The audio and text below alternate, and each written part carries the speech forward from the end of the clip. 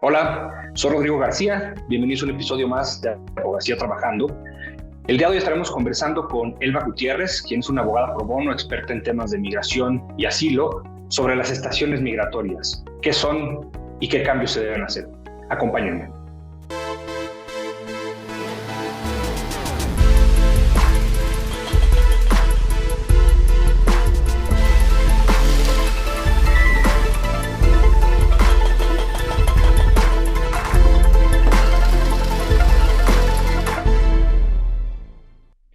Hola Elba, muchas gracias, bienvenida a Abogacía Trabajando, este espacio de la barra mexicana, para conversar con un tema que la verdad, por supuesto ha estado más que en boga en todos los noticieros, cada vez hay más ruido, se habla ahí de un posible reemplazo, sustitución del Instituto Nacional de Migración. Así que sin más, y simplemente para dar un contexto general de quién eres, Elba es abogada pro bono, experta en temas de migración y asilo. Y la idea de platicar con ella de las estaciones migratorias, de la política migratoria, es justamente porque es un tema muy sensible hoy en día, un tema que por supuesto adolece, que va en contra muchas veces por las políticas actuales de los derechos humanos, de las personas en situación de movilidad, de las personas que están, digamos, buscando alguna oportunidad de vida en México, sin duda, y lamentablemente pues, quedó evidenciado, ¿no? La falta de protocolos, todo el tema de las políticas violatorias que tiene el Instituto Nacional de Migración hoy en día, con el lamentable suceso en Ciudad Juárez, en donde, desafortunadamente alrededor de 40 personas perdieron la vida. Yo te diría, Elba, si nos puedes primero quizá compartir un poquito para que la audiencia entienda por qué esta población viene, insisto, buscando mucha ayuda, vienen escapando, huyendo del crimen, vienen de violencia, de guerras, de conflictos armados. Y hay una confusión general entre la palabra y la figura del refugio y del asilo. ¿Qué nos puedes decir al respecto para que haya una mejor comprensión en la audiencia? Claro. Primero que nada, muchas gracias por invitarme y qué gusto que el tema migratorio esté siendo tan discutido hoy en día, porque sí, hemos llegado a fronteras del horror bastante interesantes y lamentables, ¿no? Esta pregunta que me haces es súper buena para el contexto porque siempre se habla de México como un país de brazos abiertos y de gran política del asilo, ¿no? Entonces, la distinción esencial es que en México tenemos dos regímenes completamente separados legales en cuanto a lo que es el asilo político y lo que es el asilo territorial, que es lo que la gente mal llama el derecho del refugio. Entonces, ahorita voy a entrar en ello, vamos a concentrarnos primero en el asilo político. Y pues bueno, ¿qué es el asilo político? El asilo político es una función discrecional que tiene el Estado mexicano, la cual administra por medio de la Secretaría de Relaciones Exteriores, y es cuando el Estado mexicano identifica a un individuo o grupo de individuos quienes están fuera de México y les dice, por la condición en la que estás atravesando, yo, México, te ofrezco esta protección internacional para que vengas a mi país y aquí te otorguemos esta seguridad, ¿no? Uno de los grandes ejemplos que siempre utilizamos es la Guerra Civil Española, ¿no? Como México extiende bienvenida, ¿no? A las personas, a los combatientes republicanos y se les da brazos abiertos, ¿no? Otro gran ejemplo es cuando Pinochet hace la toma, como también, ¿no? La embajada mexicana tiene esta historia increíble de cómo puso trampolines porque la gente podía brincar desde el techo para entrar a la embajada y que les dieran el salvoconducto y venir, ¿no? Entonces, este término del asilo, que siempre se habla como de México, gran país, gran política, se refiere a esa parte del asilo, que indudablemente además son unas historias increíbles, que indudablemente posicionaron a México en un momento histórico y en un momento geopolítico particular importante, y que le dieron también pues muchísimas ventajas a mucha gente que definitivamente la estaba pasando fatal y que definitivamente iba a morir, ¿no? Si un país no tiene protección. Pero, insisto, esta es una discrecionalidad del Estado administrada por Relaciones Exteriores a gente que está fuera de México. Teniendo esto en claro, vamos a entrar a la otra parte que es los refugiados, la gente que es con quien hoy por hoy estamos conviviendo a diario y que es la que está como en la nota permanente, ¿no? El derecho al asilo es un derecho humano. Entonces, ahí empieza el contraste. Mientras que el asilo político es una función discrecional del Estado, el derecho a solicitar y percibir asilo es un derecho humano, es inherente de las personas. Y en México esto se administra por medio de la Secretaría de Gobernación, de quien cuelga la Comisión Mexicana de Ayuda a Refugiados, ¿no? Que hasta el día de hoy es un órgano desconcentrado que depende de la Secretaría de Gobernación. Y aquí, ojo, la clave de entender es que la gente que solicita asilo está dentro de territorio mexicano. Ya logró entrar a territorio mexicano o está en uno de sus puertos de entrada, ya sea marítimo, aeropuertos o frontera terrestre. Entonces, ahí empieza la siguiente distinción importante, ¿no? La gente ya está en México, ya está en el territorio o está en las fronteras del mismo, y por eso lo administra la Secretaría de Gobernación, ¿no? O sea, el Ministerio del Interior, ¿no? Por ponerlo como en términos para entenderlo más fácil. Ahora, ese derecho a solicitar y recibir asilo, como comento, es un derecho humano, y en México se administra por medio de un procedimiento administrativo, que dice la ley que te durará 45 días por otros 45 prorrogables, es decir, 90 días, ¿no? Y pues es un procedimiento en el cual la persona presenta su caso. La persona dice, yo estoy solicitando asilo porque yo tengo miedo por mi vida, mi seguridad, mi integridad, y por eso le pido al Estado mexicano que me otorgue la protección internacional y me permita vivir aquí, ¿no? Legalmente. Es un procedimiento en el cual, pues, la persona presenta sus argumentos, se le hace una entrevista, se le dicta una resolución que puede ser positiva, puede ser negativa. No por ser un derecho humano el Estado está obligado a otorgarlo. A lo que está obligado es a generar un procedimiento para que ese derecho se les haga, ¿no? Y bueno, si es positiva, todo bien. Si es negativa, hay, como todos sabemos, una serie de pasos diferentes para apelar, ¿no? Dependiendo de la estrategia. Pero bueno, en estricto sentido y como para dejarlo muy claro, quiero que nos quedemos con la idea de asilo político, discrecionalidad del Estado, administrado por Relaciones Exteriores, asilo, que es por el cual se reconoce a las personas como refugiadas, derecho humano y administrado por la Secretaría de Gobernación. Y además recordamos al inicio del sexenio, ¿no? El gobierno pues tenía un discurso de, digamos, flexibilidad y bienvenidos todos y demás, que quizá, y bueno, también un poco dictado, por supuesto, por el vecino del norte, por Estados Unidos, han cambiado durante estos años de la administración. Y al final, pues hoy es una población criminalizada, diría yo, ¿no? Que los derechos humanos recurrentemente se ven violados, sin duda. Y bueno, ahí tenemos, por supuesto, mucha de esta población que pueden ingresar a México en caravanas o no, etcétera, y que están justamente en estas famosas estaciones migratorias. ¿Qué son las estaciones migratorias y qué se debe cambiar en ellas? Sobre todo porque hay una confusión desde el propio Ejecutivo, ¿no? Que lo confunde con un albergue. Entonces, bueno, quizá la distinción concreta entre la estación migratoria y qué se debe cambiar en ellas, porque es un hecho, insisto, que quedaron en evidencia y lamentablemente lo que pasó en Ciudad Juárez pudo haber pasado en cualquiera otra de las, digamos, estaciones que hay, como ha ocurrido ya en otros casos, ¿no? En Tamaulipas, en Chiapas, etcétera, en distintas situaciones que impactan a esta población vulnerable. Sí, no, o sea, me da risa ya de nervios, ¿no? De tantos años que hemos visto esto como colapsar.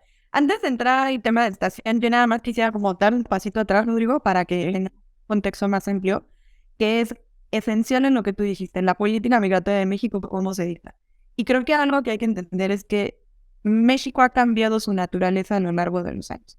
Históricamente, sobre todo en los años 90, ¿no? Se hablaba mucho de México, un país expulsor de personas migrantes, ¿no? De personas que pues llegan a Estados Unidos y de ahí estos cabos, ¿no? Avena, ¿no? Etcétera, etcétera. Y pues eventualmente también somos un país de tránsito, ¿no? O sea, también históricamente pues estamos al lado de Estados Unidos, ¿no? Evidentemente van a cruzar por nuestro territorio.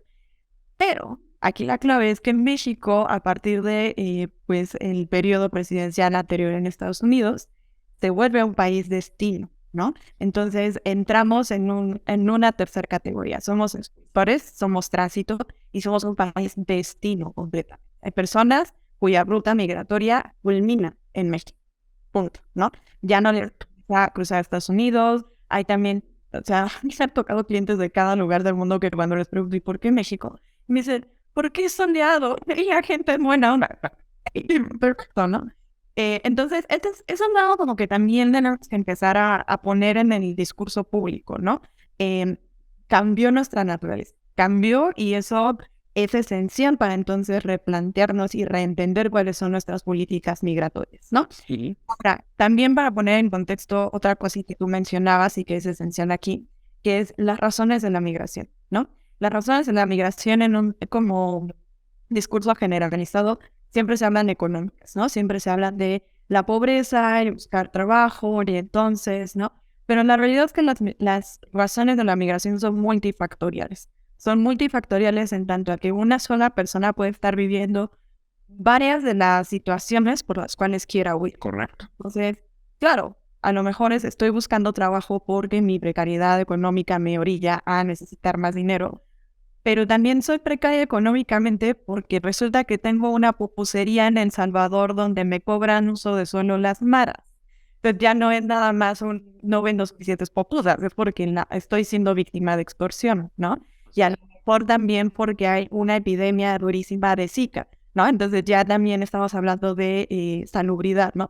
Entonces esto también me parece relevante porque una persona puede temer por su vida, no solamente por conflicto armado, como muchas veces es lo que se maneja, ¿no? O sea, lo vemos en las noticias, Siria, Afganistán, etcétera, etcétera, cuando la realidad es que la vida de la gente está en riesgo por otras cosas. Y esas otras cosas también le dan la oportunidad o digamos como la base legal para buscar protección en otro estado, ¿no? Que sí se la han dado. Teniendo todo esto en cuenta, creo que ahora sí nos podemos mover a la detención migratoria, ¿no? La detención migratoria es parte de la política migratoria, de las políticas migratorias en general de cualquier estado, ¿no? ¿Y qué son las políticas migratorias en México y en cualquier otro estado del mundo? Pues son tanto el marco legal en términos de migración como la serie de decisiones y de políticas públicas que se ejecutan para migraciones ordenadas, ¿no?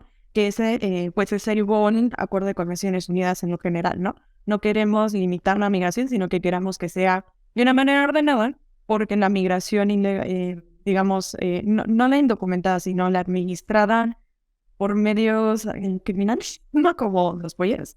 En es cosa, porque por eso te muere la gente, ¿no? Porque por eso Correcto.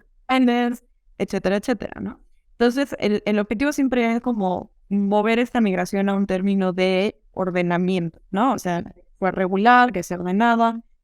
Y también hay un tema aquí importante, que las políticas migratorias se entienden muchas veces desde las perspectivas de seguridad nacional, en lugar desde la perspectiva de derechos humanos. Humanos, correcto. Aquí volvemos. ¿Cuáles son los intereses del Estado? Porque además seguridad nacional es este término amplio y maravilloso que quién sabe que te incluye, ¿verdad? Versus...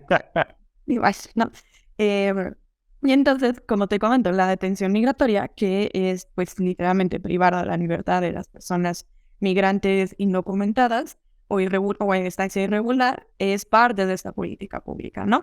En México esto se ejecuta por medio de estaciones y estancias migratorias, son los dos nombres que la ley le da a estos lugares, que pues son pues estos centros de detención donde el Instituto Nacional de Migración, en estricta teoría, lo que ejecuta es un procedimiento administrativo migratorio para determinar cuál es el estatus de la persona y de ahí tomar decisiones, ya sea regularización, deportación o retorno asistido, ¿no?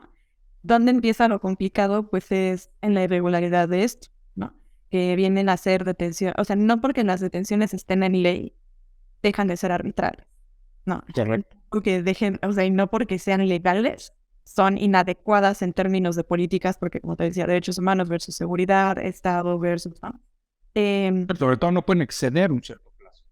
Claro, es otra cosa maravillosa, ¿no? Nos dice en la ley de migración que hay un límite muy claro de días, ¿no? O sea, te dice que 15, que 60 días, etcétera, etcétera. La gran discusión que tuvimos durante muchos años era como, esto es una detención administrativa, no sé, la Constitución dice algo, ¿no?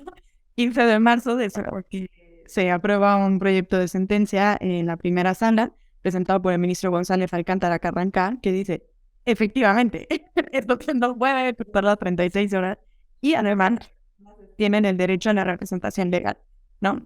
Aquí quiero que nos pongamos un poco como en la situación donde tú estás en otro país, probablemente no entiendes el idioma, probablemente, o sea, menos sabes cuáles son las reglas aplicables, estás migrando, la estás pasando fatal, acabas de irte porque lo que sea de tu casa, ¿no? Vienes huyendo, te tienen, no te explican, te hacen firmar cosas, corta vez te están deportando, ¿no? O sea, este escenario del horror, a lo mejor viéndolo desde afuera es como, pero es un procedimiento, vía representación legal.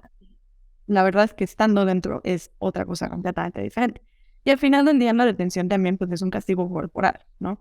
Que es parte del escándalo del por qué dura tanto tiempo o por qué debería tener un límite. Porque al final del día privar de la libertad tiene consecuencias psicológicas, físicas, morales, muy fuertes, ¿no? Si en la pandemia, por estar en cuarentena estábamos ya súper mal, o sea, imagínate ahora en estas condiciones. Sí, totalmente. Oye, lo peor es que lo decías ahorita, ¿no? Es decir, la representación legal. Ok, sí, de acuerdo, pero en la práctica sabemos que es complicado, ¿no? Porque en ocasiones no eres un familiar, no eres la representación consular, la embajada, etcétera, como para tener un poquito a lo mejor más de información. ¿Qué herramientas legales realmente tienen estas personas para defender, digamos, de estos abusos de autoridad, 100%? Y que realmente la autoridad lo acate. Porque claro, es un hecho también sabemos, y lo decías, ok, vienen huyendo de un tema de extorsión para llegar a México a seguir siendo extorsionados por la autoridad misma. Entonces, realmente la autoridad, supongamos ante un amparo, lo tiene que obedecer. ¿Qué sucede si a pesar del amparo dice, pues no sale hasta que no me dé dinero? Pues mira, el escenario es bastante perturbador, honestamente. Hay que pensar que una de las reglas de oro de la protección internacional es no dar una notificación consular, no en un término de privar a la persona de su derecho de notificación, sino porque si tú estás siendo víctima de persecución por parte de tu Estado, lo último que yo puedo hacer es decirle a tu Estado que estás aquí, ¿no? Entonces, una lesbiana rusa, no le puedes ir y decir a la embajada, ¿no? Estamos, ¿no? Entonces, ahí hay un tema importante. Yo te contestaría que el gran esfuerzo ha sido por parte de la sociedad civil. Las estaciones migratorias, para acceder a ellas, tú tienes que estar autorizado por la persona que está dentro de ellas. Entonces, como ves, se vuelve un círculo completamente no circular, porque Totalmente. tú sabes que yo existo y que les puedo dar esta representación legal como... Sí, como no autorizar. Exacto, ¿no? Y si esta persona no tiene un familiar, no tiene... ¿A quién va a autorizar para que pueda entrar a verme y a lo mejor explicarle algo, ¿no? Entonces, eso es un mérito muy fuerte de organizaciones de sociedad civil, ¿no? Que lo que han hecho es, con base en la ley de migración, pedir permisos especiales de visitas a estaciones migratorias, por medio de los cuales lo que hacen pues son charlas con la población detenida y les dicen, mira, si tú te sientes en estos supuestos, si tú sientes que tu vida está en riesgo, ¿no? Les explican muy bien, muy granularizado el tema, tienes derecho a un abogado, ¿no? Que claro, no es algo que te diga el INM. En estricta debería dentro de tu procedimiento administrativo, pero en la práctica no. E incluso a mí me ha tocado con yo estando ahí, que les dicen, los abogados sirven. Los abogados lo único que van a hacer es más días, ¿eh? Ahí tú sabes si les firma. Y claro, la pobre persona, pues, yo no quiero estar aquí. Entonces, ahí empezamos, ¿no? La sociedad civil ha hecho un esfuerzo muy fuerte. El Instituto de la Defensoría Pública también ha hecho un esfuerzo muy fuerte por hacer este tipo de visitas a estaciones migratorias. Y, pues, por parte de la iniciativa privada, pues, muchos despachos tenemos alianzas, ¿no? Con diferentes entes, con Naciones Unidas, etcétera, etcétera, por los cuales se nos remiten casos, ¿no? Todo esto es importante, pero todo esto sigue siendo insuficiente. Los números nos siguen subiendo cada año, ¿no? Y los números siendo cada vez más escandalosos. Estaba viendo un reporte ayer que somos el quinto país con más solicitudes de asilo del mundo, ya no de las Américas, ya del mundo, ¿no? Sí. Entonces, bueno, o sea, también las manos son limitadas, ¿no? También la sociedad civil. Y los recursos. Y los recursos y los juzgados, ¿no? Porque esta es la otra. Yo, ¿por qué tendría que estar amparando a la gente si la ley es clara, ¿no? Y claro, la tengo que estar amparando porque hay una serie de actos alrededor de estas detenciones. Correcto. En lo que me hacen es tener que ir con un juez federal. Sí, totalmente. ¿Y qué pasa, por ejemplo, porque es otra población, por supuesto, más que vulnerable, con los menores no acompañados? En estricto sentido, hubo una reforma recientemente, ¿no? a la ley de inmigración, en donde, bueno, en teoría no pueden ser detenidos. En la práctica muchas veces no sucede. ¿Qué pasa con esta población, con los menores no acompañados, que es una población, insisto, mucho más vulnerable todavía? Sí, tan vulnerable que, por ejemplo, yo no trabajo con menores no acompañados, ¿no? O sea, respeto tanto a los niños que, pues, Es difícil, sí. que de verdad sepa qué hacer, ¿no? Pero al sí lo que te puedo decir es que existe la Procuraduría de la Infancia.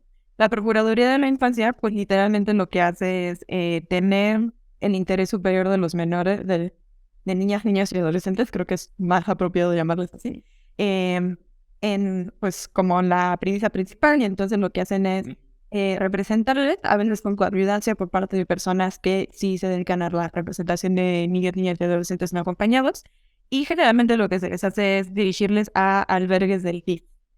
Aquí empieza como también una distinción importante, ¿no? Es diferente estar al resguardo de una institución que sí está dedicada, por ejemplo, a la protección de la familia y a la protección del versus a sí, un centro de detención tal cual, ¿no? Y yo también te diría que el tema aquí también ligado son disidencias sexuales, ¿no? O sea, yo sé que no es a lo mejor el mismo grupo, ¿no? Porque evidentemente NNA y disidencias sexuales son completamente diferentes, pero en los términos de vulnerabilidad me parece interesante como poner esto en la mesa, ¿no? Hay grupos de vulnerabilidad invisibilizados por su mera edad, pero que también dentro de centros de detención son tratados de una forma lamentabilísima, ¿no? Entonces, pues creo que uno de los grandes logros que se ha tenido recientemente es esta reforma que comentabas, por la cual, pues yo sé de varios colegas que me dicen, sí, la verdad es que sí, los trasladan a otros lugares y demás. El problema es cuando vienen con la familia, ¿no? Y entonces ahí el argumento... La separación. No puedes separar. Bueno, roguemos a Dios que no andemos separados por es ¿verdad? Pero claro, ¿dónde te meto, no? Te dejo en el centro con tu familia, muevo toda la familia al DIF, ¿no? Exacto. Preguntas que las abogadas y abogados pues, constantemente están peleando, ¿no? Porque aquí, ojo, la detención no es necesaria. O sea, la detención no es otra cosa más que un control de los cuerpos como parte de la ejecución de una política migratoria, pero está documentado que existen muchísimas alternativas a la detención, que por una parte le salen infinitamente más barato al Estado, y por otra parte no estás pues, vulnerando derechos de la población, ¿no? O sea, hay otro tipo de decisiones que se pueden ejecutar como parte de la política migratoria que no tienen que ser este castigo corporal. Totalmente, sí, sí, sí. En este sentido, Elba, ¿es necesario replantear la política migratoria en México? Totalmente. Totalmente.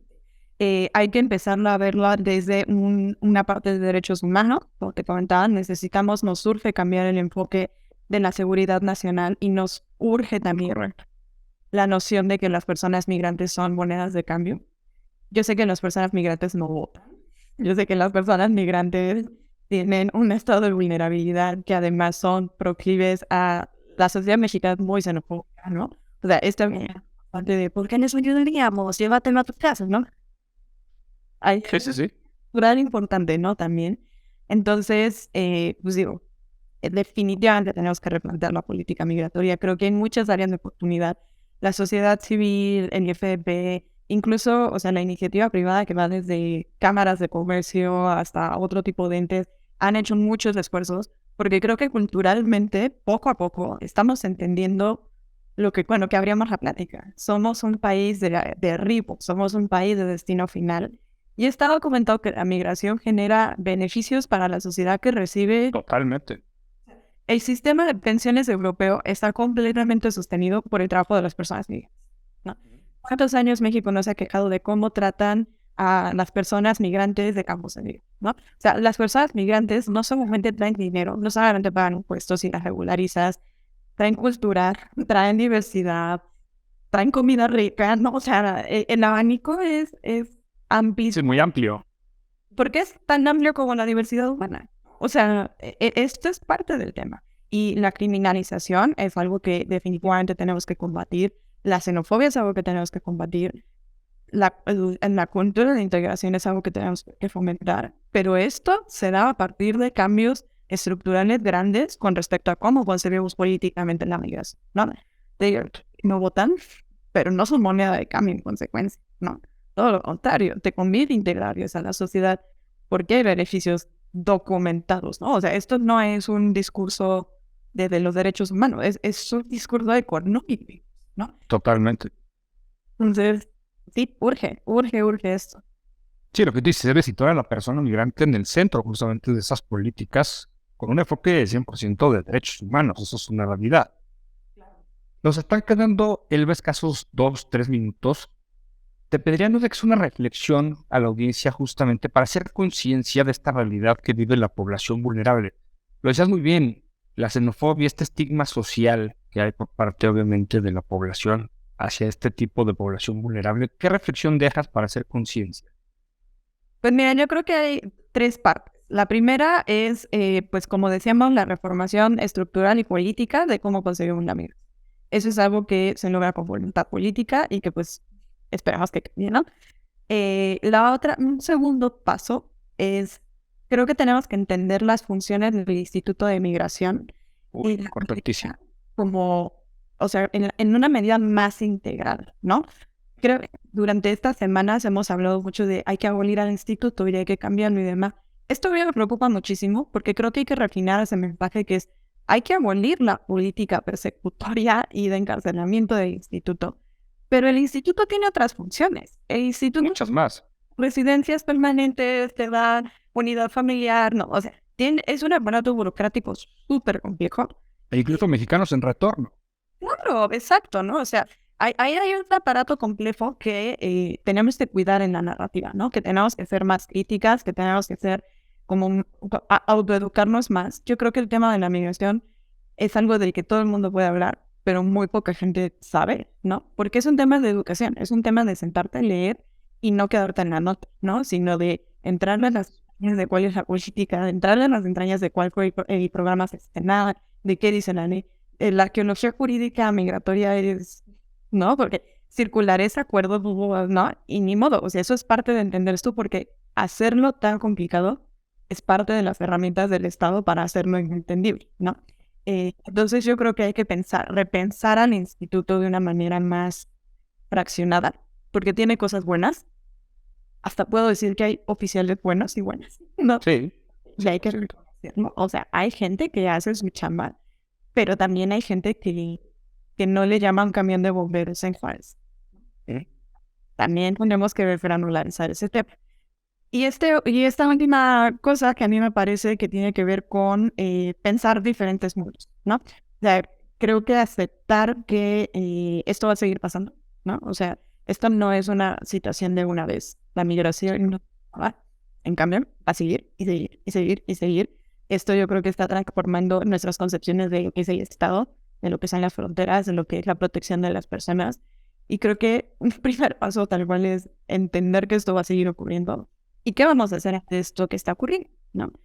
Creo que lo que dices es esencial en este tema y cualquier otro tema de derechos humanos. Al centro van las personas, no van ni las políticas ni los ismos. Y también nosotros como personas residentes o nacionales de este país, pensar cómo es que esto nos afecta no de una forma indirecta de, sufrimos porque nos mira. La expansión de las arbitrariedades del Estado empiezan con las personas más vulnerables y con los otros, pero se acercan a una.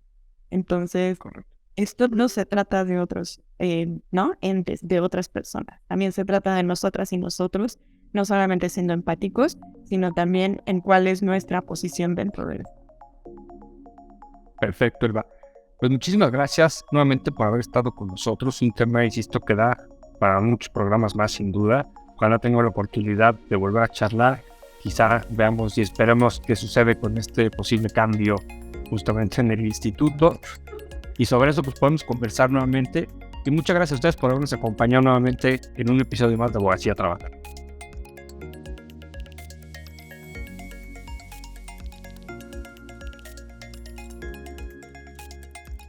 Muchas gracias por habernos acompañado en un episodio más de Abogacía Trabajando con un tema sumamente interesante, un tema que sin duda está hoy en día en la lupa, digamos, de los medios de comunicación, de la población.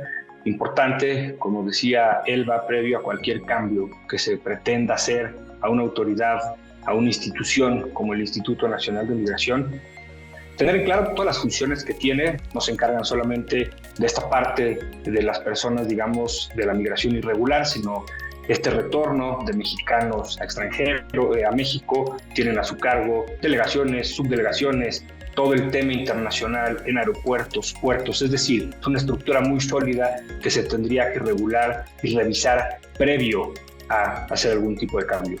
Los espero en el siguiente episodio de Abogacía Trabajando.